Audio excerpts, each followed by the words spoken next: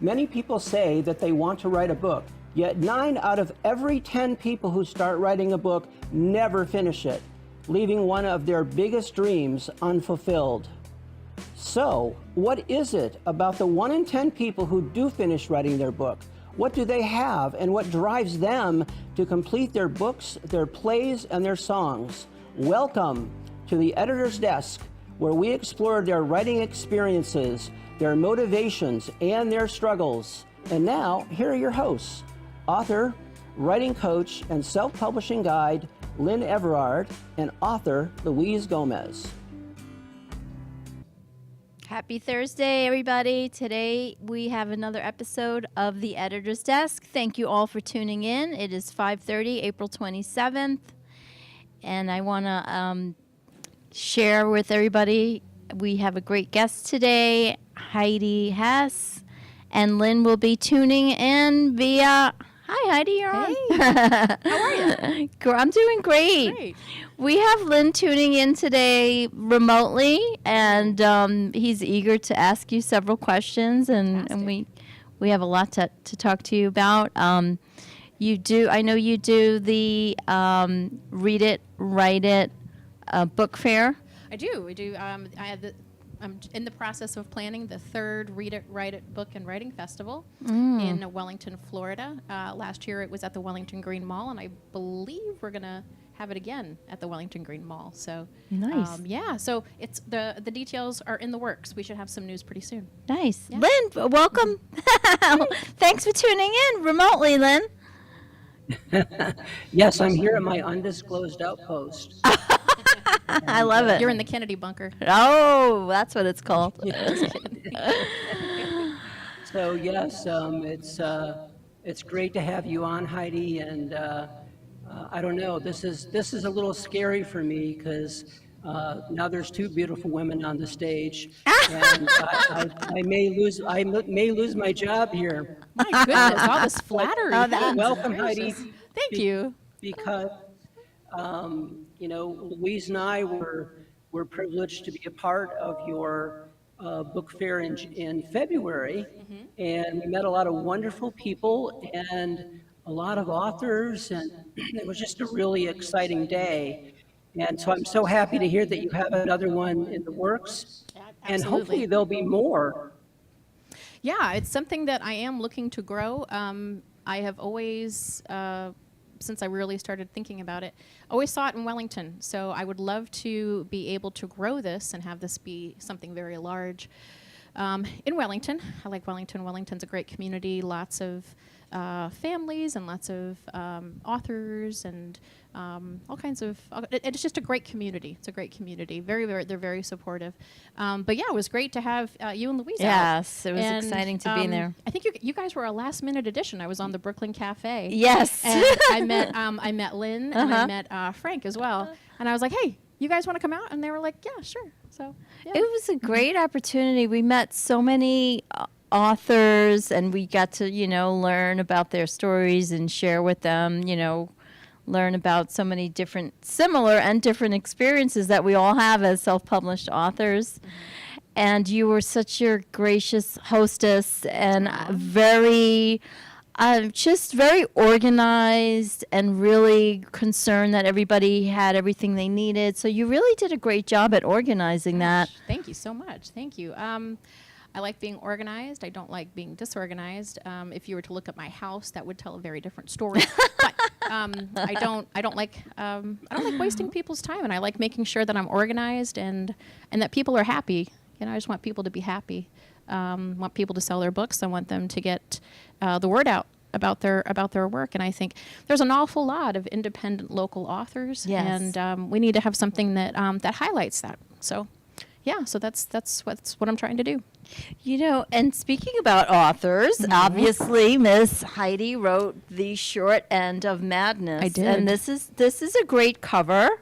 Thank you. I love the cover. I love the blue and the black. The contrast is amazing. So these are short stories. Can you tell us a little bit more about the book and what was the inspiration for the short stories? Sure. So The Short End of Madness is all short stories, varying degrees of people that are either going insane or have gone insane. Wow. And so, but there's a mixture of, so there's some paranormal, there's some science fiction. I have some historical fiction. There's a story in here on Henry Flagler with a paranormal twist to it. That was a lot of fun to write. So you did research on, let me see if I get this straight, because I Yeah. didn't read it yet. So you did research on specific people, and then you wrote short stories about their experiences? So for Henry Flagler, it's called Flagler's Females, and growing up here in Palm Beach County, Henry Flagler is a staple. Everybody knows Sure, Henry of Flagler. course. And we love him, and I do, and I still love him. And then I started to realize that he is a person just like us, and Right. he had been married 3 times. I didn't know that. His second wife. His first wife, she died, unfortunately. He then went ahead and married the nurse that took care of his first wife. Interesting. Oh, it gets better. It gets Okay. better. And then, so the second wife had said to certain people that she was getting messages from the Tsar of Russia, and he was in love with her, and I think she bought him a ring and sent it to him, and he had her committed. And then went ahead and he bent the rules a little bit. Money is power, and Sure. so he had something put in place that said that if your wife was committed, that was grounds for divorce. And so he went ahead and he had her institutionalized for the rest of her life, and they got divorced. And then he went ahead and married. What year are we talking about? This is like around the time of the railroad, because he was a big He was a railroad tycoon. Yeah, Right. So you figure, let me see, he came to. This is like the early 1900s? Yes, early. So he got his start. I want to say he was married to his first wife. It was like 1895, somewhere around there. I should have all of my dates. That's written okay. down. No, I was just Yeah, trying to get an yeah. idea But, about like what the society was like. Yeah, but I went ahead and I started digging, and his third wife was 17 years his junior. Okay, Yes, interesting. just a very interesting person. But growing up, it was. Henry Flagler is wonderful, and he says, and I'm not saying that he's not. I'm saying Right. it was interesting finding out that he was human and that he Correct. had these other things. And I thought, oh, this is going to be a very interesting story. And then at the same time, my sister was in the process of moving from Canada to the United States, and I flew to Buffalo. And we got a car, and we were driving from Buffalo to Florida, and we were on the interstate, and we saw this big billboard, and it said Gothic Asylum next right. And I said, pull over, we gotta go, we have to go. And it turns out it was the Trans-Allegheny Lunatic Asylum. Wow. And if you watch the paranormal shows, they do investigations and that kind of a thing. I love all that stuff. Me too. Me too. Love it. Yeah, I love it too. I love a good ghost story. So we went, and I started learning some information. The different diagnoses. They had an entire wing that was just for women, and the different things that the women had been admitted for. And it was all like regular stuff. Sadness over losing a child. Oh, gosh. Oh my gosh, yeah. I know. Yeah. PMS, seriously. Sure. Masturbation, I don't know if I can say that, but I just said it. Sorry. Probably but menopause is up there. menopause is up there, and there were a lot of just really like regular things, and I thought, this is not right. Wow. This is not right. So I went ahead and I took the Flagler information that I got, and then the information that I found out about Trans-Allegheny, and I thought, let's see what we can do with that. So so I wrote Flagler's Females, and it's historical fiction. Just want to I point like that out. that. Historical fiction. Historical fiction. So taking facts Yeah. and then turning it into and personifying, the person. Yeah, there was author, his name's Michael Moore, and he writes. He wrote a book called Sacre Bleu, and it's about the painters in Paris. Van Gogh and how Van Gogh cut off his ear. And he does a whole story behind that too, which I thought was really interesting. But I just loved his book. That particular book I loved. It gets a little weird towards the end, but I like that. So yeah. I love how you seem like curious and interested, and apparently that's what provoked you and got you to write your book, right? Yeah. Because Oh, yeah. you were wanting to share Yeah. with others, and I love how she was able to read it and then create her historical fiction. What do you think about that, Lynn? Well, I was just going to ask you to pick up the book and see if there's a chapter about us in there. That is so true, I right? would just like to say that I do not write any specific stories about any one person. So, I'm pretty sure I put in there anything, where it seems like it's, like we're referencing a person or whatever. We're not. This is all fiction. This is all a work of fiction. But I don't think you guys are in there. No, well, obviously he's teasing for Maybe next particular time. reason. Yeah, I have another collection of short stories coming out over the summer, so Ooh. maybe I'll write a story about you guys and throw it in there. Exciting. So I have a question about Henry Flagler. Yeah. And I'll do my since best to it's answer it. historical fiction, you can make up anything you want, but Sure. I was a little confused because it seems like the insanity was alleged against all the women in his life, or at least a few. But I thought, well, maybe he was insane too. That's an interesting take. The nice thing about writing stories is the majority of my stories usually have a nice little twist at the end. So I don't want to give anything away. I guess you'll have to read it. Yes. Yeah. We're going to have to read it. I guess I'm you're gonna very have to read excited it. to read that, actually. Yeah. Yeah, I love short stories. I like that particular medium, I guess you would call that genre, medium. And I think being able to tell a short story version is like, it's boiled down storytelling. You're boiling it down to its, you have X number of words, and you have to go ahead and tell an interesting story that's going to entertain somebody, and have it make sense. And that's the hard part sometimes. But anyway. Have you always been a writer? So, yes. Well, I would say probably since junior high. Okay. I was going to ask you, when channeling. did that start? Yeah, Oh, channeling. No, I mean not channeling like like spiritual channeling. No, but like channeling the words in the story. Is that right? Well, middle school was hard. High school was hard too. And I would sit and I would write stories or I would write poems.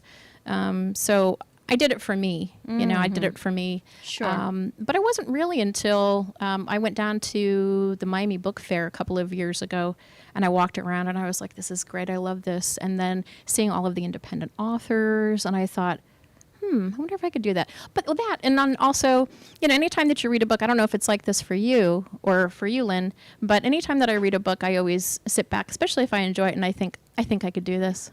I think I could do this. Yeah. And it's always a challenge. Yeah, it's a challenge. So I think I've always been a writer. I just didn't share it with everyone. Yeah. Well, we are so happy that people are, coming out and sharing their gifts, right, Lynn? I know for some people it's harder than others because they want to hide. Hiders like me, right? But you're not a hider. Well, I used to be. I really was for a Okay. long time. Yeah. And Lynn has helped me come out of hiding. So, I think everybody has a little bit of that imposter syndrome. yes. You start doing it and you're like, oof, Right? but this is not for real. And yeah. Imposter syndrome is real. Takes Like a people long start time. doing stuff Yeah. and they're like, wait a minute, is this real? Like, am I doing this? Am I capable? Like, it's a real thing. Yeah. I I remember one of the first Well, and times. people Go ahead. Go ahead. Go ahead. people also struggle with the idea of other people reading their book. Yes. Because that's where the worry comes in. And the truth is that, in our opening, we say that 9 out of every 10 people who start writing a book never finish it. And so there are 4 million books produced every year. That would mean that there are 40 million people that start out writing a book and only 4 million actually finish. Wow. I tell you, it's hard. Yeah. Writing short stories. You can write one a couple of days and have it, first draft and then second draft, third draft. By the end of the week, you can do that. But sitting down and writing a full-length novel is very challenging. During November is National Novel Writing Month. Okay, nice. And you commit to writing in 1 month 55,000 words. And Wow. I was like, I'm gonna do it. I'm gonna try it. And I started out real strong, and I got to about 40,000 on a work in progress that I'm working on right now. And I was creatively dehydrated. I was just, I had vomited so much on the page. Right, right. I was like, I got nothing. I have nothing. So I had to stop. It was 40,000 words. I was 15,000 short-ish. Okay. But I was like, you know what? Do I want to just get it all out? I mean, I could do that.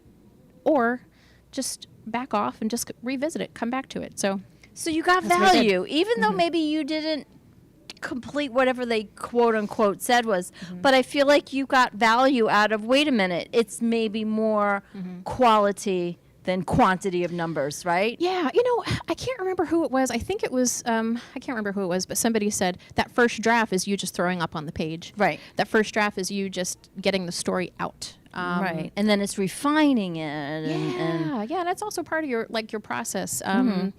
There are some people who write longhand, in journals. I can't do that. But you'll find that if you go ahead and if you sit down with a journal and you're writing some poetry, I do that with poetry. It's easier for me to, whatever reason, I'm sure it probably has something to do with middle school or something, I don't know. But yeah, but with short stories, you just tickety-tap, tickety-tap, tickety-tap. You just got to get into the zone. Once you get into that zone, everything just kind of falls into place. Yeah, I don't know. But longhand, if you're writing longhand, you'll find you get less words. But because it takes longer to go ahead and to put the words down on paper, you really think about what you're writing. that's how I write. Really, really I wrote think, on yeah. yellow, those yellow Oh, the legal pads. Yes. I was writing longhand. Okay. Right? Yeah, Remember that, yeah. Lynn? I was writing all these, I didn't I type do, and I didn't type it. I and had to that's write actually it. how Wayne Dyer wrote. Nice. Okay. So Wayne Dyer published 41 books, and that's how he wrote every single one of them. It was on a canary legal pad, Wow. a letter pad, yeah. Yeah, Neil Gaiman does the same thing, but he has a very specific kind of journal that he uses and a very specific fountain pen. And I think the fountain pen is like $200 or $300. He can afford it; it's fine. But yeah, I don't know. Sometimes I can type pretty fast, but the thoughts that come out, and as soon as they come out, I can get them down on paper. Where I think it would be frustrating if I was writing it longhand. I don't know. Yeah. Interesting. Everybody has a different process, right? Whatever works. We just say get started, right? Yeah. Just start. So you use you use the legal pads, Yes, right? yes. And Lynn, do you use the legal pads as well when you write? I write in an actual, like a notebook kind of thing, Okay. like a journal, but yeah. Like Neil Gaiman. So, yeah, it's so that way I can keep track of it. I actually do a lot of writing on 5x8 pads and on The steno 3x5 notebooks. cards. Yes. Okay. Lynn is a 3x5 king. He's got stacks of 3x5s. Yes. Now, are those just like the story beats, like things that you like? Okay, this is the scene, and this is kind of what happens. You don't actually write the entire book No, out I think on your his 3x5. downloads. Tell her what happens No, it's to really you. the ideas. Okay. Yeah. I mean, I wake up in the middle of the night sometimes and have to run to my desk and start writing stuff down. And then figure out later where it's going to go. But, this has got me thinking about remembering how much fun I had writing short stories when I was in school. Yeah. I loved writing short stories at school. Yeah, it's a lot of fun. So maybe we'll create a short story month on the editor's desk, and we can partner with you, Heidi, and maybe that would be we fun. will Absolutely. we'll create something out of that. Absolutely, right? To get yeah. people started. I always tell people, if you're not ready to write the whole book, write a magazine article, Oh yeah. and then progress from there. You could do a short story or a shorter book, then a longer book, then whatever you want to do. Sure. But yeah. if you start, everybody's got the ability. It's just that they have to figure out where is comfortable for them to start. I know the idea of writing a full-length novel, if you're new to writing, is intimidating. Yeah. And short stories are a good way to kind of break into that. So I was fortunate in that during the pandemic, there was a call out that Neon Sunrise Publishing put out, and it was an anthology. And the anthology is called A Light That Never Goes Out. And it was an anthology, so poetry, short stories, that Love kind of it. a thing, in response to the hopelessness that everyone was feeling. Right. And including me. Is that when you started writing your book? No, actually, it was. I'll get to that in a second. So the story that's in A Light That Never Goes Out, it has a lot of hope. There's a lot of hope in it because I was feeling hopeless, and I was very sad about what was happening. And then after that, there was the healing process, and then there was another call out for another anthology. This one was called. What's it called? It's All Fun and Games Until Somebody Dies by D&T Publishing. So a lot of the stuff that I write tends to be a little on the creepy side. I don't like gore, so you're not going to find anything Right. that's like horribly gory. Although I will say there's a story that's in here. The ending's a little, but but D&T Publishing is great, and their anthology was fun. And I wrote a short story called Spin the Bottle. And that was a lot of fun, yeah. And that was really the first time. That was the first time that I was ever accepted into, Neon Sunrise Publishing, but like outside. Like I had no idea who these people were, and I just went ahead and I sent it, and they actually paid me for my story, which I was like, Oh my God! wow, How yeah. congratulations to you! Thank you. It was New Year's Eve, and I'm like, my goal for New Year's for this year is to get paid for my writing. And I woke up, it was January 1st, and I'm scrolling through my email, and hey, you've been accepted, and we're going to give you X number of dollars for your short story. And I was like, yes, I've already met a goal. This is fantastic. You spoke it into existence and manifested that. Right, exactly. You really did. Yeah, there was definitely some manifesting happening there. That's for sure. Oh, absolutely. Yeah. But then everything after that. So I think it's funny. I was thinking about the kinds of short stories that I write now. Why do I write things that tend to be a little on the creepy side? Science fiction. There's a story in here about aliens, and it's because I'm in a safe spot.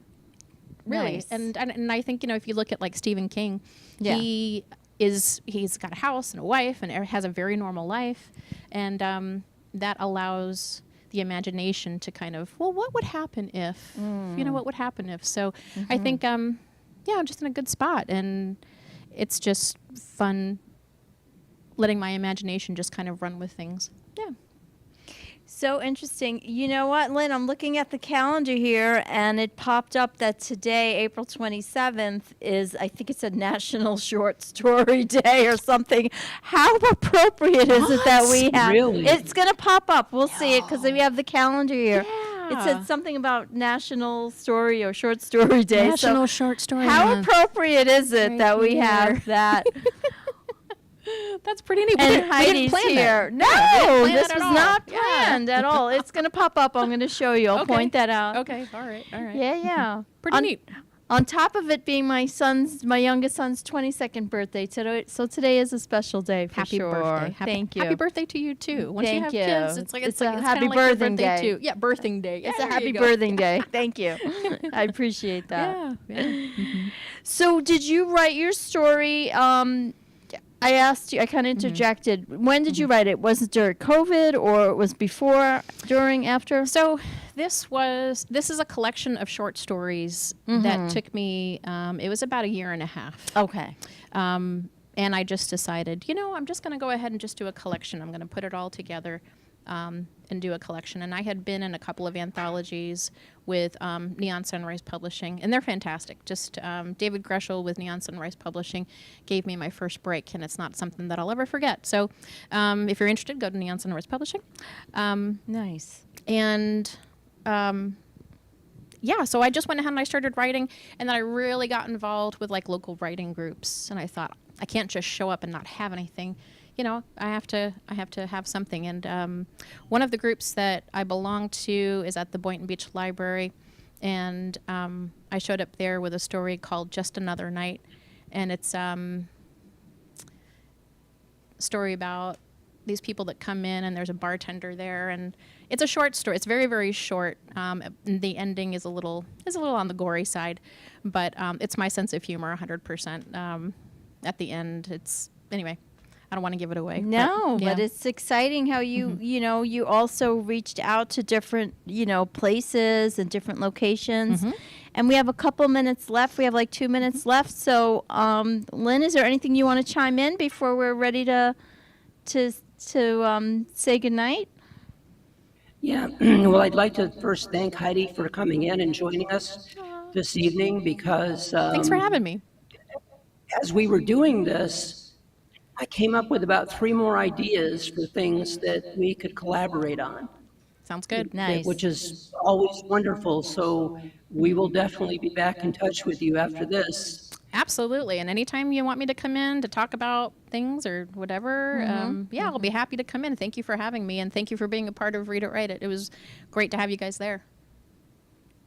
Thank you fun. so much. Yeah. It was definitely fun. So thank you for being a stand for self-published authors. Yay. Thank you for, National Tell a Story Day. Okay. We'll We're put the telling short stories. in. Yeah, we'll put the short in. I'm sorry, go ahead. That's okay. I'm sorry. That's okay. Yeah, we're just looking at the calendar. It's National Tell a Story Day. I thought it said short story, but Yeah, that's I didn't mean okay. to interrupt. I'm No, sorry. that's okay. It's all good. But thank you for being a stand for self-published authors. We appreciate you. We'll definitely have you back. And I cannot wait to really sink my teeth into your stories and read it and really... Yeah, feel free to Absolutely. go ahead and We'll stay and jump in. connected. Anybody that's interested in Read It, Write It, we have an interest form on my website at HeidiCreates.net, and you can send me an email if you're interested. I'm really looking to grow it and just give more exposure to Perfect. local independent authors of all ages and Yeah, Yeah. all stories. right, all stories. Yeah, exactly. Heidi Creates. HeidiCreates.net. .net. Yeah, Thank you, that's me. everybody, for tuning in. We have some exciting guests coming up for the month of May, and we'll keep you posted. We want to thank everybody for tuning in. Thank you for coming, Heidi. Thank you for having me. I really appreciate it. And Thanks, time Lynn. goes so fast when we're on here. So we'll see you, everybody, next week. Same time, Thursdays at 5:30. Okay. Bye. Thank you. Imagine rediscovering a past life. Now imagine finding the person you shared it with.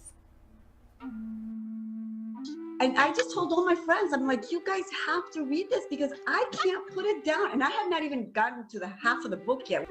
We are Lynn Everard and Louise Gomez, and we are the authors of the book, The Reuniting of Two Past Lives and the Unveiling of the 12 Sacred Lessons. We invite you to purchase the book and discover the magic. Even if you have never written a book, you are still an author. In fact, we all are. In every moment, each of us is writing our own unique story that we call our lives. Because many of us are, as in the lyrics of the Dan Hill song, Sometimes When We Touch, writers still trapped within our truth. If this is you, why not start writing your thoughts in a journal? It will help you get your truth on paper and could just be the start of your own book. And don't forget to join us here every week for the next edition of The Editor's Desk.